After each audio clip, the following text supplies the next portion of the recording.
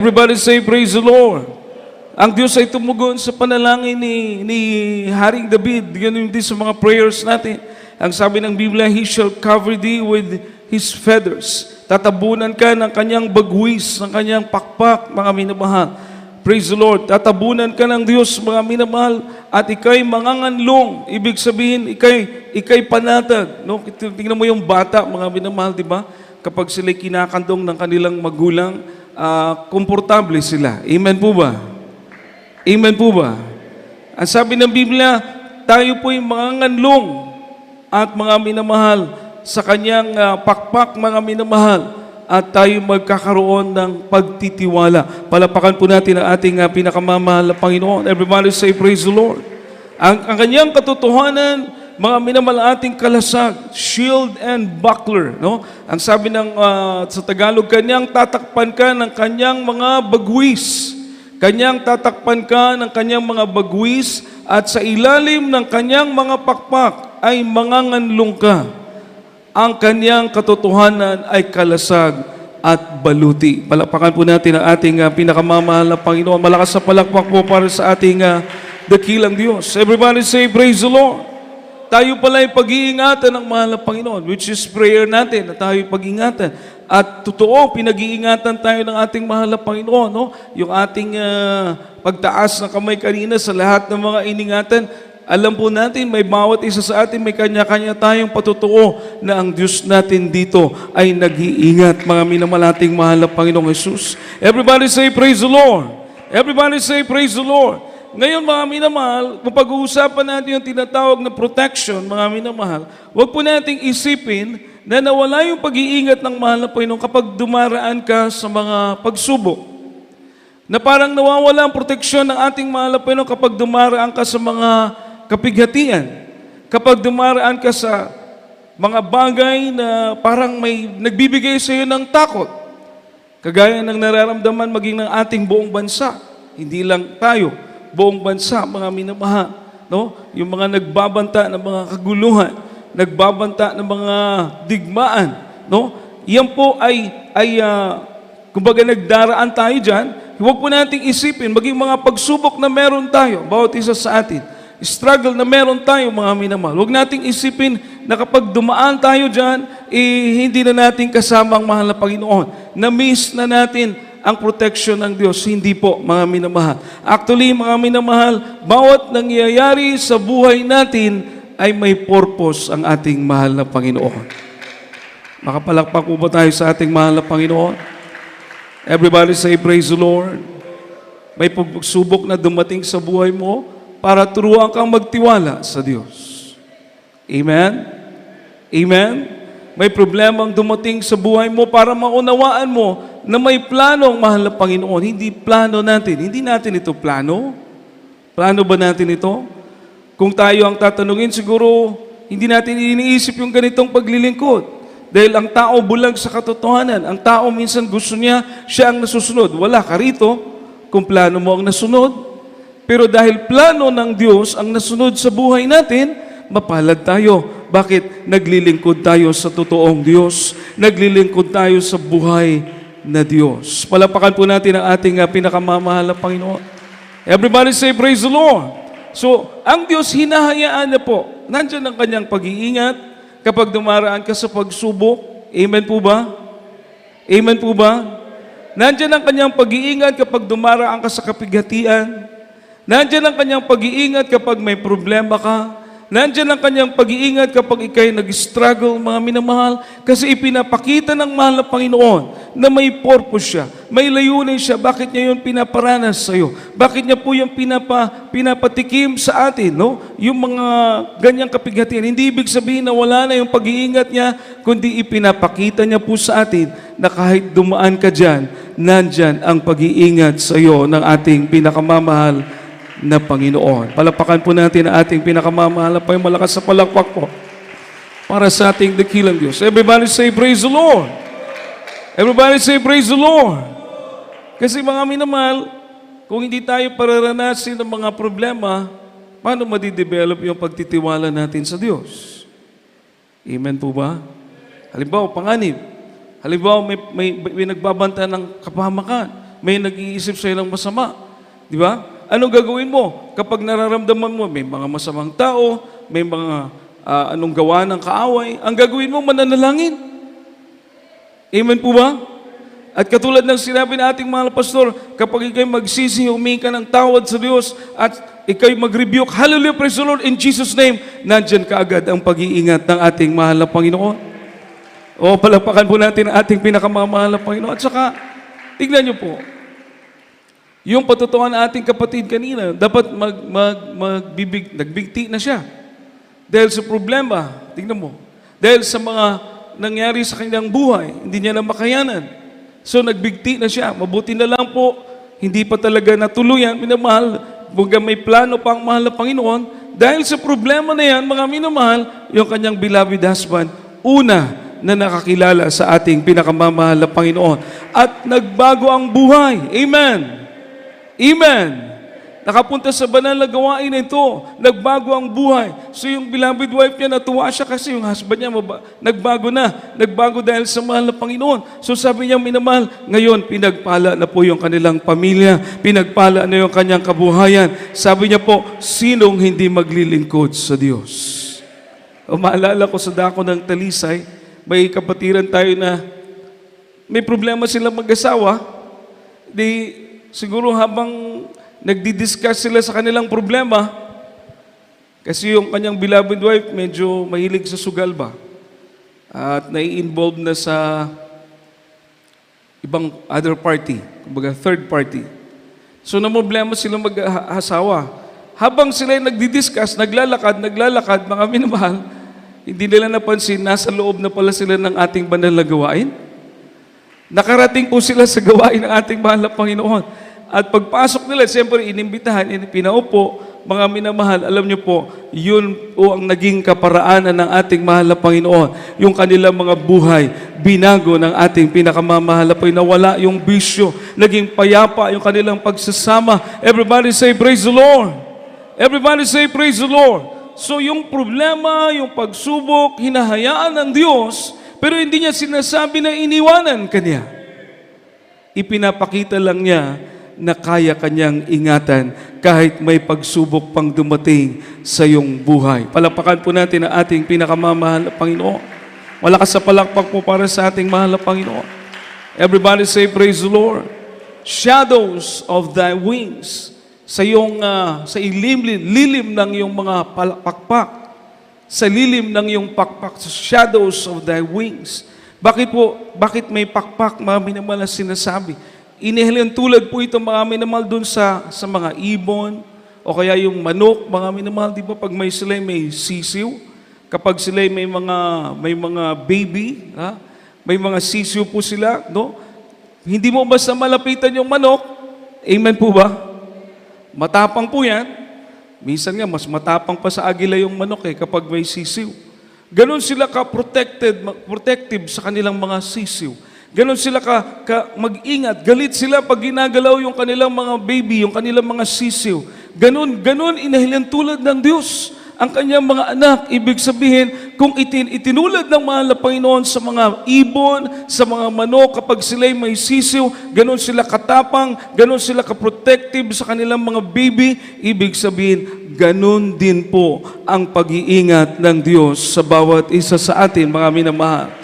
O makapalakpak po tayo sa ating pinakamamahal na Panginoon. Lahat magsabi ng praise the Lord. Everybody say praise the Lord. Di ba? Kaya, saan tayo kakanlong? No? Saan tayo tatakbo? Kapag may problema tayo, di sa ating mahal na Panginoon. Amen po ba? May problema ka materially, may material na problema, financial lang yung problema, physical lang yung problema, lalo sa spiritual, kanino ka manganganlong? Kanino ka tatakbo? Kanino ka sino yung muog na kung saan refuge na mapupuntahan mo mga minam kapag may ganito kang problema? Di ba alam natin, wala tayong ibang kanlungan kundi ang ating pinakamamahal na Panginoon. O palakpakan po natin ang ating pinakamamahal na Panginoon. Lahat magsabi ng praise the Lord. Everybody say praise the Lord. Kaya mga minamahal, napakagandang malaman po natin na yung benepisyo na meron tayo sa paglilingkod sa Diyos. Ang sabi ng Deuteronomy, mga minamahal, 32 verse 11, basahin po natin, ito yung ugali po ng agila, mga minamahal, sa kanyang mga inakay o yung kanyang mga baby na mga agila, mga minamahal. Deuteronomy 32 verse 11. From the book of the Deuteronomy, chapter 32, verse 11. As an eagle stirreth up her nest, floateth it over her young, spreadeth abroad her wings, taketh them, beareth them on her wings. Amen.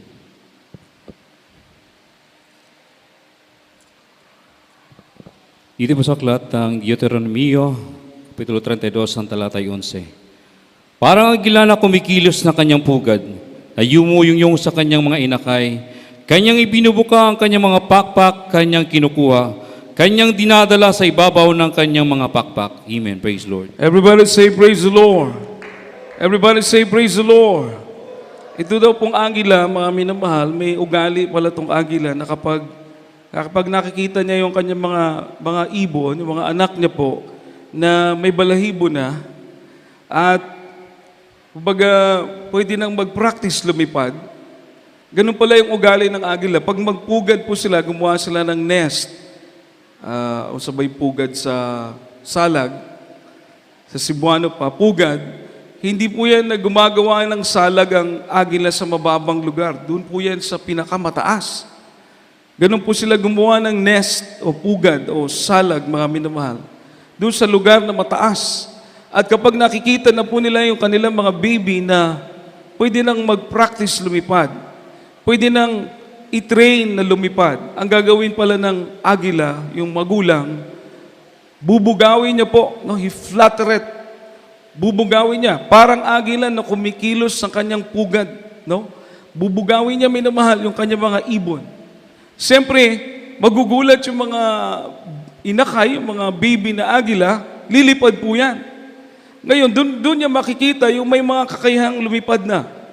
At yung mga anak niya na hindi pa kayang lumipad. At sabi ng Biblia, minamahal, ibubuka niya yung kanyang pakpak at mga minamahal, kinukuha niya po yung mga baby niya na hindi pa kayang lumipad. Pero yung nakakalipad na, babantayan niya po yun, mga minamahal. Palapakan po natin ang ating pinakamamahal na Panginoon. Makapagsabi po ba tayo ng praise the Lord? Kaya pala, minsan ang mahal po yung susubukan ka. Amen po ba? He tried the righteous. The righteous are tried.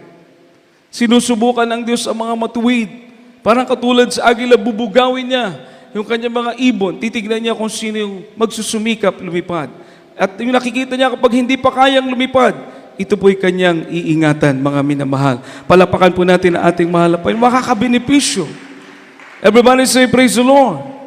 Ibig sabihin, ginagawa po yun ng agila para makabenepisyo yung kanyang mga anak. Katulad sa nangyari sa Egypt, mga minamahal. No? Ang sabi ng ating mahal na Panginoon, nung kanyang pinapadala yung mga iba't ibang salot, mga minamahal, sa Ehipto, ang sabi ng mahal na Panginoon, katulad ako sa agila na pinoproteksyonan ko kayo, iniingatan ko kayo. Hallelujah. Basahin po natin, minamahal, Exodus chapter 19, verses 4 to 5, mga minamahal. So yung pala ang ginawa ng ating mahal na Panginoon nung panahon ng nagpadala siya ng mga salot, mga minamahal, sa Ehipsyo. From the book of the Exodus, chapter 4, verse 5. Ye have seen what I did unto the Egyptians, and how I bare you on eagle's wings, and brought you unto myself. Now therefore, if you will obey my voice indeed, and keep my covenant, then you shall be a peculiar treasure unto me above all people, for all the earth is mine. Amen.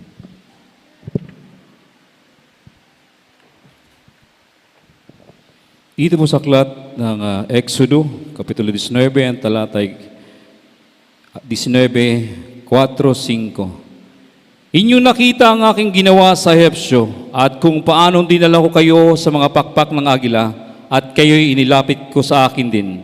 5. Kaya't ngayon kung tunay na inyong susundin ang aking tinig at iingatan na aking tipan, ay magiging isang tanging kayamanan nga kayo sa akin, na higit sa lahat ng bayan sapagkat ang buong lupa ay akin. Amen. Palapakan po natin ang salita ng ating pinakamamahal na po yung malakas sa palakpak po para sa ating dakilang Diyos. Everybody say, praise the Lord. Everybody say, praise the Lord. Kung ang Ehipsyo, mga minamahal, pinarusahan, ang Israel, nung time na hindi pa kumikilos ang kapangyarihan ng Diyos, pinarusahan po ang Israel ng mga taga-Ehipsyo. Makaiman po ba tayo, mga minamahal?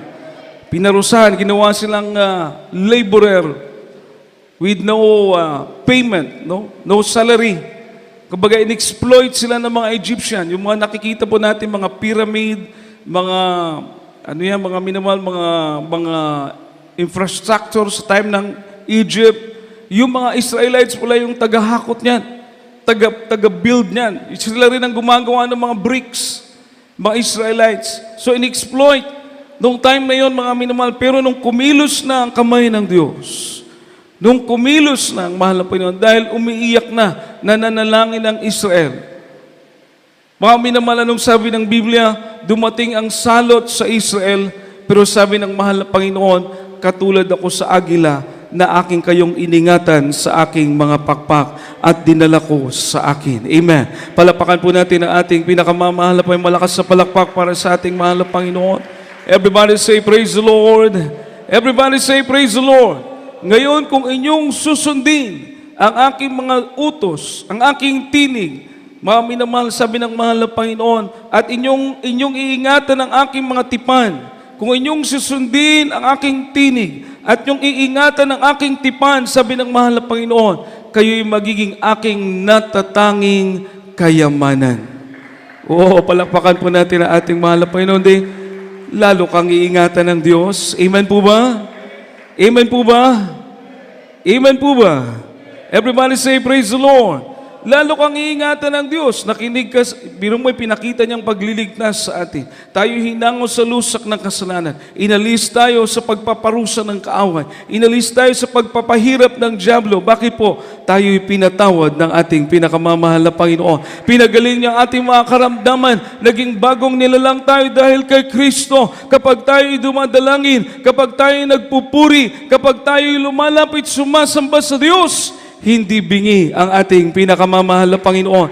Bagkus nakikinig siya sa ating mga panalangin. Palapakan po natin ang ating mahal na Panginoon. Iniingatan niya tayo. Everybody say, praise the Lord. Iniingatan tayo ng mahal na Panginoon. Amen. Amen. Gabi pa, minamahal, hindi lang yon. Meron pang kapatid natin, mga minamahal, na talagang nandun na sa impyerno. Itong kapatid na ito, bagamat siya'y nabautismuhan, pero dahil sa kanyang kabataan, nadala siya ng barkada, tumalikod sa Diyos.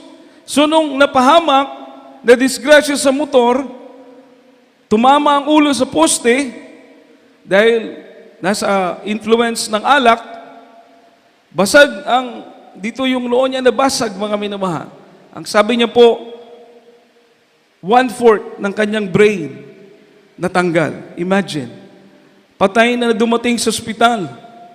At akala niya po, mga minamahal, natutulog lang siya. Pero sabi niya sa kanyang testimony, nasa impyerno na pala siya. Gabing pagpapahirap doon sa impyerno, mga minamahal. Yung 4 na oras niya sa impyerno, kung pakinggan mo yung kanyang patutuo, parang hindi lang 4 na oras, parang inabot na ng 1 buwan. Grabing pagpapahirap ng dyablo. Dahil umiinom siya ng alak, asupre ang pinapainom sa kanila. Maya't maya, nadudurog yung kanyang katawan, nabubuo naman, dahil mahilig siya sa drugs, yung tinatawag na shabu, yung bato, bato talaga na asupre ang pinapakain, mga minamahal. Pagkatapos yung mga uod, sabi niya po, naglalabas-pasok sa kanyang katawan. Yung 3 daliri natin, ganyang kalaki yung uod, mga 2 feet ang haba. Ang sabi niya po, yun daw po ang pinakamaliit. Ibig sabihin, meron pang mas malaki. Naglalabas-pasok sa katawan ng tao. Kapag ikaw'y mahilig sa sayaw sa sanlibutan ito, pasasayawin ka ng pasasayawin ng dyablo doon. Pahihirapan kapag hindi ka sumunod. Kaya wala silang magawa. Pero alam niyo po, yung lugar na yan, impyerno, dead end. No place of repentance. Kahit anong gawin mo pagsisisi, wala na po yung pakinabang sa lugar na yan. Dead end na po yan. That is judgment. Period na po, mga minamahal. Pero mabait ang Diyos na ating pinaglilingkuran. Makapalakpak po ba tayo sa ating mahal na Panginoon? Nung dinala Nung dinala yung kanyang litrato ng kanyang mama, may namahal sa ating mahal ebanghilista, at ipinag-pray po ito. 4 na oras siya sa impyerno, pero pagkatapos ipag-pray, kinuha siya ng ating pinakamamahal na Panginoon. Nabalik yung kanyang buhay, mga minamahal. Grabe. Sabi niya po, nung kinuha siya ng mahal na Panginoon, inangat doon sa parang disyerto, meron pang 2 demonyo na humahawak sa kanyang paa. Gusto siyang ibalik. Pero nagtataka po siya, kahit anong gawin na lang hatak yung 2 masamang espiritu na yon, hindi siya mahatak-hatak. Pero nung tumingin siya sa harapan, nakita niya yung pagkalaki-laking kamay ng ating pinakamamahal na Panginoon. Inabot niya po ito. At nung maabot niya, nabalik yung kanyang buhay sa kanyang katawan, mga minamahal. Palapakan po natin ang ating pinakamamahal na Panginoon. Grabing himala. 2 buwan sa ospital. 2 buwan sa ospital. Mga doktor nagsasabi, 1/4 ng utak niya nawala. Kung mabubuhay man yan, wala ng memory. At pagkatapos bibihira na ganong katagal na comatose, 2 buwan na mabubuhay pa. Pero mabait talaga ang ating mahal na Panginoon. After 2 months, nagising ang ating kapatid na ito. Grabe mga minamahal, nung magising siya, kinakausap siya ng kanyang mama, ng kanyang mga kapatid. Ang sabi niya po, wala siyang makilala sa kanila. Dahil nga sa kanyang memory. May isang babae, sabi niya, umiiyak sa kanyang harapan. Ang sabi ng babae, hindi mo na ba talaga ako nakikilala? Which is yun po yung kanyang mama.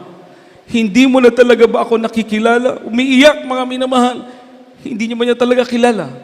Pero biglang-biglang minamahal, may pumasok sa isip niya, Jesus Miracle Crusade. Nabanggit na po yun, mga minamahal.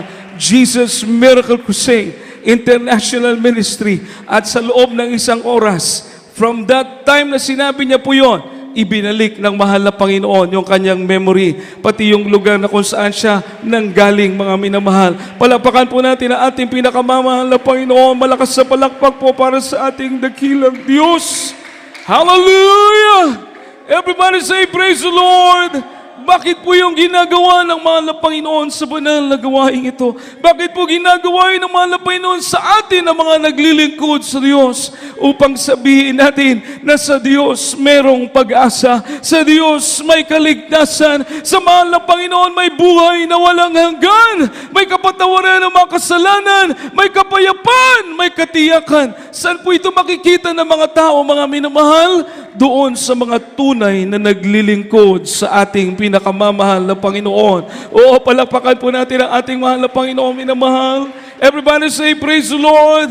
They will see the saving presence of God. Ibig sabihin, mga minamahal, pag nakikita mo ang mga anak ng Diyos, makikita mo ang pagliligtas ng ating mahal na Panginoon. Kapag makita mo ang gawain ng Diyos, makikita mo ang tunay na pag-asa na ibinibigay ng ating pinakamamahal na Panginoon. Tingnan niyo po, ang napupunta rito, nakakasumpong ng pag-asa. Ang nagpupunta rito, nakakasumpong ng kapatawaran ng kasalanan. Ang napupunta rito, nagkakaroon ng kagalingan sa karamdaman. Ang napupunta rito, binabago ng ating pinakamamahal na Panginoon. Ang napupunta rito, natututong maglingkod sa Diyos ng taos sa puso, mga minamahal. Palapakan po natin ang ating pinakamamahal na Panginoon. Andito ang tunay na paglilingkod sa ating mahal na Panginoon. Kaya't magpasalamat po tayo, mga minamahal, na tayo'y nasa lilim ng pakpak ng ating pinakamamahal na Panginoon. Nasa katiyak na proteksyon, nasa tiyak na patnubay, mga minamahal, habang tayo'y naglilingkod sa ating pinakamamahal na Panginoon. Palapakan po natin ang ating dakilang Diyos. Yung kapatid na yan, mga minamahal, na nandun na sa impyerno, habag na lang ng Diyos ang makakakuha sa Kanya. Could you imagine, habag na lang ng mahal na Panginoon ang makakaalis sa Kanya doon? O napakabait ng Diyos nang manalangin ng totoong lingkod ng ating mahal na Panginoon. Ang ating dearly beloved noble Pastor Willis Nad Almeida, inunat ng Diyos ang kanyang habag at kinuha doon ang ating mahal na kapatid upang sabihin sa atin na totoo ang salita ng mahal na Panginoon, totoong may langit, totoong may impyerno, totoo ang pangako ng Diyos, totoo ang buhay na walang hanggan na naghihintay sa atin kapag tayo tapat na maglilingkod sa ating pinakamamahal na Panginoon. Sa gabing ito, minamahal tayo po'y umawit sa ating dakilang Diyos. Hallelujah. Hallelujah. Ating pasalamatan na ating mahal na Panginoon. Habang inaawit po natin ang awitin, mga minamahal. Hallelujah. Kung sagot ay di sapat, nariyan ang ating pinakamamahal na Panginoon. Siya ang katugunan. Dahil siya ang nagbago ng ating mga buhay. Siya ang nagbigay sa atin ng kapayapaan. Siya ang Diyos na nag-iingat sa atin, mga minamahal. Siya ang Diyos na ating pinagkakatiwalaan ng ating mga buhay, mga minamahal. Ating pong awitan ang ating pinakamamahal na Panginoon kay Lee. Praise the Lord sa ating mga... Praise the Lord, praise the Lord. Anong mga pagsubok kasama natin ang Diyos. Hindi na tayo iiwan, mga minamahal. Hindi niya tayo tatalikuran, mga minamahal. Sumunod ka lang, mga minamahal. Sumunod ka lang sa kanyang tinig. Ingatan mo ang kanyang tipan sa iyo, mga minamahal. Hallelujah, magiging natatangik ang kayamanan ng ating mahal na Panginoon. Praise the Lord, hallelujah.